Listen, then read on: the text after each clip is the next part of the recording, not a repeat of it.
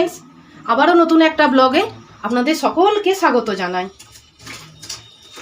আজকে ভাবলাম যে একটা নতুন রেসিপি করব। তার কারণ হচ্ছে প্রতিদিনই সন্ধেবেলা চুটুর বুটুর কিছু একটা খেতে ইচ্ছা করে, না হলে ঠিক ভালো লাগে না। মেয়েরও তাই, আমারও তাই। তা সেই রকম ভাবনা চিন্তা করে নিয়ে চলে এলাম এই নতুন রেসিপিটা। আর আমি খেয়াল করে দেখেছি সকল বন্ধুরা আমার এই রান্নার ব্লগগুলোতে বেশি ভালোবাসা দেয়। তা সেই জন্য এই নতুন একটা রেসিপি করব আর আমার বন্ধুদের সাথে শেয়ার করব না, সেটা ভেবেই একটু ভাবলাম যে না, করেই ফেলি। তা কড়াই বসিয়ে জল দিয়েছি, জলের মধ্যে দিলাম আলু আর চিকেন। এটা এখন আমি সেদ্ধ করতে বসাচ্ছি। দেখুন অনেকক্ষণ হয়ে গেল, এবার আমি দেখে নিই সেদ্ধটা হয়েছে কিনা। আর আজকের রেসিপিটা কিন্তু চিজি চিকেন স্যান্ডউইচ। দেখুন চিকেনটাও আমার সেদ্ধ হয়ে গেছে আর আলুটাও সেদ্ধ হয়ে গেছে। এবার নামিয়ে ফেলি। দেখুন সেদ্ধ আলু নিয়েছি, আর এরপর যে চিকেনটা আমি সেদ্ধ করে রেখেছিলাম সেটা মিক্সিতে ভালো করে এরকম পেস্ট করে নিয়েছি, সেটাও আমি দিয়ে দিচ্ছি। এরপর দিয়ে দেবো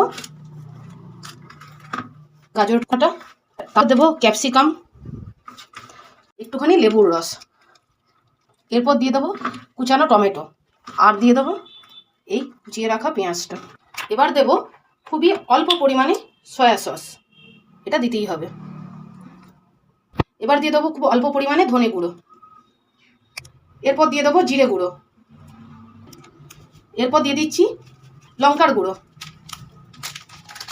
এরপর দেবো লবণ, এরপর দিয়ে দিচ্ছি গোলমরিচের গুঁড়ো, এরপর দিয়ে দেবো গরম মশলা, অল্প করে একটু গরম মশলার গুঁড়ো, এরপর দিয়ে দেবো আদা রসুনের পেস্টটা। এটা আদা আর রসুন একসাথে আমি পেস্ট করে নিয়েছি। এরপর দিয়ে দেবো খুব অল্প করে রিফাইন্ড অয়েল। তার কারণ হচ্ছে এই রিফাইন্ড অয়েলটা না দিলে আপনারা এই হাতে করে মাখার সময় না, আলু আছে আর চিকেন আছে তো ওটা হাতের মধ্যে লেগে যাবে। আর তেলটা দিলে কি হবে, হাতে লাগবে না, অথচ জিনিসটা খুব ভালোভাবে মাখা যাবে। স্ট্রাকচারটা ঠিক এই রকম টাইপের হবে। ভালো করে সমস্ত মশলাপাতি দিয়ে পুরোটা ভালো করে এইভাবে মেখে নিয়েছি।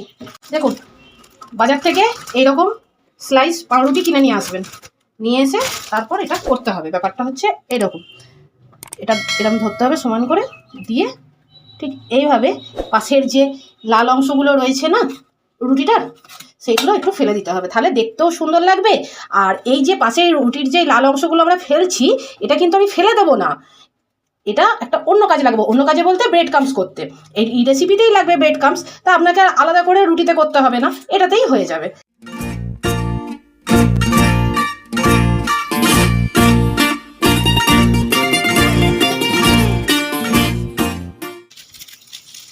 এরপর নিয়ে নেবো আমি খুবই অল্প পরিমাণে ময়দা, এরপর দিয়ে দেবো খুবই অল্প পরিমাণে একটু জল। এবার ভালো করে ময়দাটার সাথে এটাকে গুলে নেব, এটা আঠার কাজ করবে। এবার এইরকমভাবে বেলুন চাকতি দিয়ে রুটিগুলোকে একটু চেপে বড় করে নেব। দেখুন এবার এখান থেকে এরকম নেব, যে মশলাটা আমি তৈরি করেছিলাম চিকেন দিয়ে, সমস্ত রকম ভেজিস দিয়ে, এটা এইভাবে সুন্দর করে বসিয়ে দেব।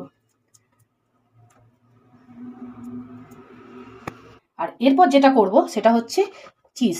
আপনাদের বাড়িতে যদি কিউব চিজ থাকে তাহলে সেটাকে কুড়ে বেশ সুন্দর করে দিতে পারেন। আর যেহেতু আমার বাড়িতে ছিল লিকুইড চিজ, তাই আমি এই লিকুইড চিজটাই দিচ্ছি। এটা কোনো ইয়ে নয়, মানে লিকুইড চিজও দেওয়া যাবে আবার কিউব চিজও দেওয়া যাবে, চিজ দেওয়াটাই হলো বড় কথা। এইবার যেটা করতে হবে, এই যে ময়দার আমি গোলাটা করে রেখেছিলাম সেই গোলাটা আমি এর চারপাশে আঠার মতন লাগিয়ে দেবো। আর চিজটা একটু ভরে ভরে দিলে কি হবে, খেতে সুন্দর হবে, মানে মুখে পড়বে, বেশ ভালো লাগবে। এবার অপর পাউরুটিটার গায়ে যে ময়দাটা মাখিয়ে দিলাম সেটা এইভাবে আঠার মতন একটু লাগিয়ে দিতে হবে চেপে চেপে, কিন্তু খুব বেশি চাপলে হবে না, তাহলে যেন ভেঙে না যায়। এইভাবে করতে হবে। দেখুন বাচ্চারা তো বাইরের খাবার খেতে ভালোই বাসে, কিন্তু বাইরের খাবার খেলে কি হবে, তাদের শরীরটা খারাপ করবে। আর আনহেলদি, কি তেলে ভাজা হয় না হয় সেটা তো আপনারাই তো জানেন। বাড়িতে যদি একটু কষ্ট করে করে দেওয়া হয় তাহলে বাচ্চাদের খেতেও ভালো লাগবে, আর আপনিও একটা তৃপ্তি অনুভব করবেন। আমি সবগুলো এইভাবে বানিয়ে নিয়েছি, ভেতরে পুর দিয়ে যেমন আপনাদের দেখিয়েছিলাম সেরকম সবকটা করে নিয়েছি। এবার চলুন এখানে আমি দুটো ডিম ফাটিয়ে নেব। আমার মেয়ে সকালবেলা ঘুম থেকে উঠে, এখনো তো ধরুন ছোটই রয়েছে, পরীক্ষা হয়ে গেছে, মন ভালো নেই, মানে কোথাও গরমে যাওয়া হচ্ছে না, তো সেই জন্য আমার মেয়ে সকালবেলা উঠেই বলছে, মা আজকে সন্ধ্যাবেলা কি স্ন্যাক্স খাওয়া যাবে বলো তো। দিয়ে আমি বলছি দেখা যাক কি করা যায়, আর না হলে দোকান থেকে কিছু আবার একটা আনিয়ে দেবো। কিন্তু মেয়েও জানে না যে আজকে মেয়ের জন্য এত সুন্দর একটা রেসিপি করছি। আর এর মধ্যে দিয়ে দেবো খুবই অল্প পরিমাণে লবণ। ডিমের ব্যাটারে ডিপ করে নিচ্ছি, তারপর আমি এবার ব্রেড ক্রাম্বসে দিয়ে দিচ্ছি। কারণ ডান হাতে করলে হবে না, সেই জন্য আমি এখানে বাঁ হাতটা একটু ইউজ করছি। কিছু মনে করবেন না, এইভাবে ভালো করে মিশিয়ে নেব। এইবার কি করতে হবে, একটু প্রফেশনালদের মতন শেপ দেওয়ার চেষ্টা করতে হবে। কারণ কি বলুন তো, বাচ্চারা দেখবেন তারা ছোট হলো, তাদের কিন্তু মুখ আছে, তাদের কিন্তু চোখে দেখার ক্ষমতাটা আছে, জানেন তো। তা সেই জন্য যদি একটু সুন্দরভাবে কাটলেটের মতন যদি শেপ না দিই না, তাহলে ঠিক তাদের মনোভূত হবে না, তাই না বলুন। এই দেখুন এবার বেশ চৌকো একটা শেপ করে নিয়েছি। এইভাবে আপনারা করে না অনেক দিন ডিপ ফ্রিজেও রেখে দিতে পারেন। বাড়িতে লোকজন আসলে আপনারা ভেজে তখন গরম গরম তাদের সার্ভ করতে পারেন।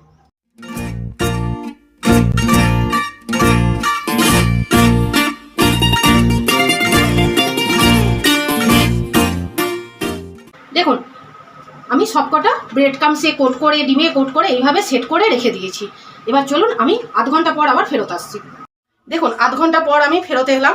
তা এসেই প্রথমে গ্যাস জ্বালিয়ে কড়াই বসিয়ে রিফাইন্ড অয়েল দিয়ে দিয়েছি। তেলটা গরম হোক, তারপরে আপনাদের আমি দেখাবো এগুলো আমি একটা একটা করে ভাজবো। লো টু মিডিয়াম ফ্লেমে হবে। দেখুন এক পিঠ হয়ে গেছে, এইভাবে আস্তে আস্তে উল্টে দিতে হবে, আর পুরোটাই হবে লো টু মিডিয়াম ফ্লেমে। দেখুন এত কিছু তামঝাম হয়ে গেল, এখন শেষ মুহূর্তে আমার মেয়ে এসেছে, ওর গলাটা শোনো। বলো শোনো, মা কি বলছো? এটা কি রান্না করছো? হ্যাঁ, এটা কি হচ্ছে বলো তো? কি করে জানবো বলো? তা তো জানবেই না, খাবার সময় দেখতে হবে, যখন খাবে তখন খেয়ে বলবে আমাকে কেমন হয়েছে, তাহলেই আমি একদম খুব খুশি হয়ে যাব। বুঝুন, আপনারাও বাড়িতে একবার এরমভাবে বানিয়ে দেখবেন, আপনার বাচ্চা খুব খুশি হবে।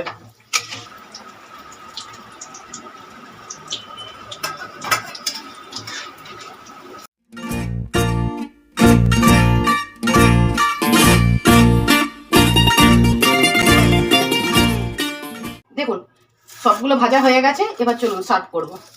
দেখুন প্লেটটা একদম সাজিয়ে ফেলেছি, আর দাঁড়ান এই দেখুন ভেঙেও আপনাদের দেখাচ্ছি যে ভেতরে একদম চিজ ঠাসা, আর এই দেখুন কি সুন্দর ভেতরটা সেদ্ধ হয়ে গেছে আর দারুণ লাগছে। আর আরেকটা জিনিস আপনাদের আমি দেখাই, সেটা হচ্ছে দাঁড়ান, বুঝতে পারছেন কতটা ক্রাঞ্চি হয়েছে। এটা দু পিঠেই ঠিক এইভাবে, ওতে অপূর্ব সুন্দর লাগবে।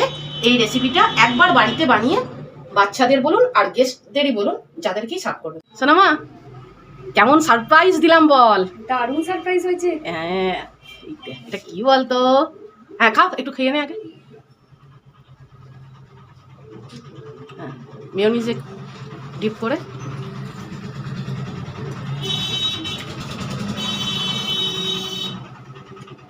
বিউটিফুল হয়েছে। দোকানেরটা বেশি ভালো লাগছে না এটা বেশি? এটা বেশ ভালো লাগছে। তাহলে ভিডিওটা আপনাদের কেমন লাগলো?